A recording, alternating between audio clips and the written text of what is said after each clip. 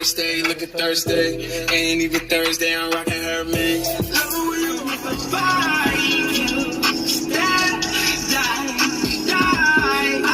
Well, I said it. Let me start from the beginning and let me get this shit done, right? So here we go right now. We're gonna do my rear rotors and brakes, and I'm gonna show y'all why it needs to get done, right? If you see that little shiny line, that's a rivet in the rotor itself, which is causing a squeak problem that I have, especially when it rains. And these rotors were here for quite some time. I never changed them. I got the car about a year ago. No, not even a year ago. 2 years ago, I'm lying. And 6 months into it, I ended up having a major brake problem. And I ended up taking me another 6 months or so to fix that problem. Right? And hey, Hi. what's up? I'm all set. Yeah, exactly. Just a new day. A beautiful day, though. Yeah, it's great.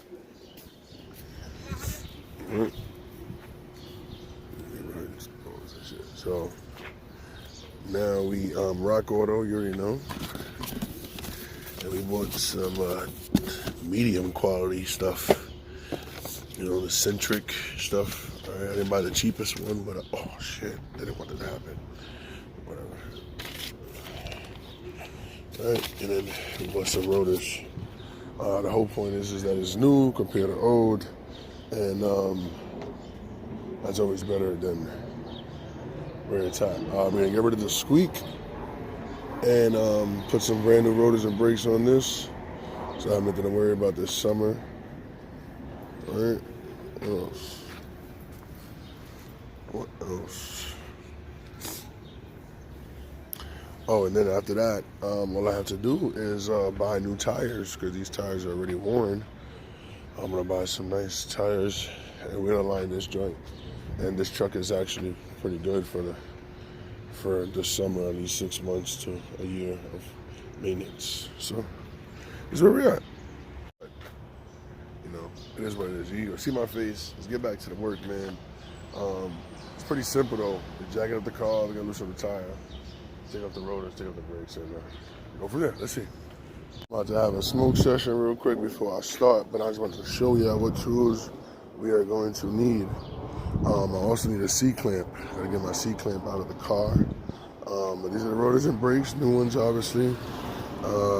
Big ratchet, we need the jack, extra extension, a hammer, a screwdriver, or a punch. I don't even use the punch anymore, just a screwdriver. And yeah, that should be it. Got it. So, C-clamp, 2 different hammers, whichever one you want, and a screwdriver, and then a box full of ratchets, tool sets. All right, wheel is off. 10mm bolt in the back of the caliper is the first thing we're gonna do, and then we're gonna use this C-clamp to compress the brakes just a little bit, and then remove the caliper. That's the first job. Okay, so now that I've compressed it, I just simply slid it out. It was real easy. Now we should be able to just wiggle this out. All right. Normally we have to use the sledgehammer to bang it out. Boom. And then you can see emergency brakes. Now I still have something on there, but those don't look too healthy. I guess we could come back to those when I come into the shocks. But yeah, so this is the old one. This is the groove that I was talking about. So let's put the new one on and see what's up. All right, so now we have the new one on. I'm gonna replace the brake hardware kit with these things right here. Just pop them out, and then put the new brake pads in. And that job is done, guys. Just one side, and then we go to the other. I'll show you in a second. So anyways, the back of the brake calipers, they have these little 2 pieces, and then one has one. Make sure you match them up. I ended up wasting a lot of time matching it, forgetting that they were mismatched. These go on the other side. The brake hardware kit also You have to bang it in with the hammer. If it's old and rusty like this, then that's what's gonna happen. So this is over the other side. This is useless. And yeah, right now it just went in. I just tightened up the bolts. See, getting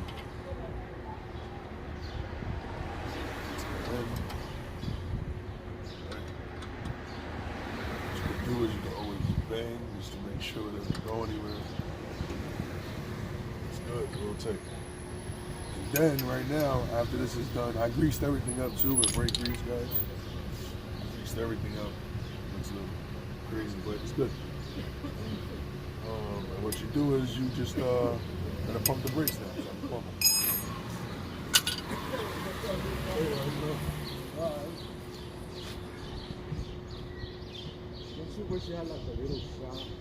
Sometimes.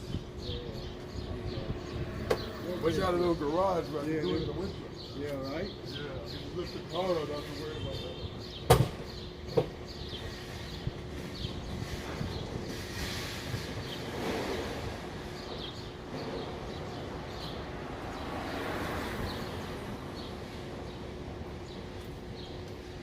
So this wheel is done, guys. Put the wheel on now. All right. And on to the next side.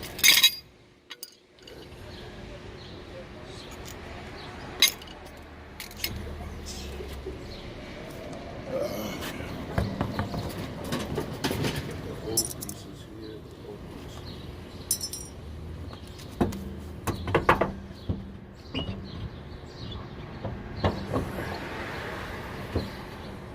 Good.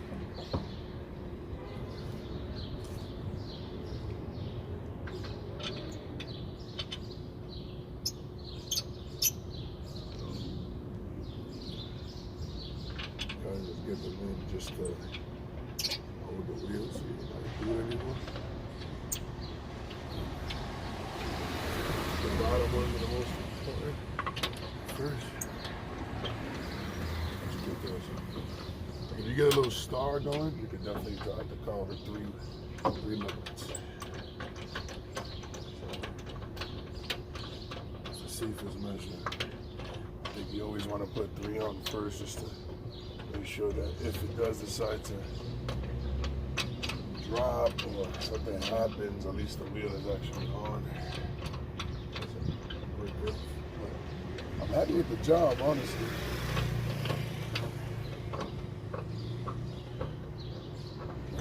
Happy with the job. Looks real nice, man. So, I know that squeak is in it, though. It was needed. I need to have it done for a while, and I didn't do it because I was just like, let me prolong it as much as I can. There it is. Show y'all it right. Look at that. Nice and clean, beautiful compared to the old ones. You could tell it was already going. Look, the groove in the brake, the other brake pad is bad.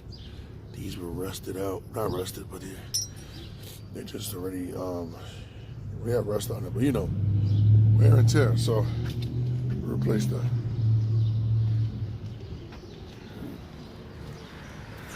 So, yeah, I mean, I definitely rode it out as much as I could have. And, you know, we should have knew it, obviously. But on to the next side, guys. Let's do it.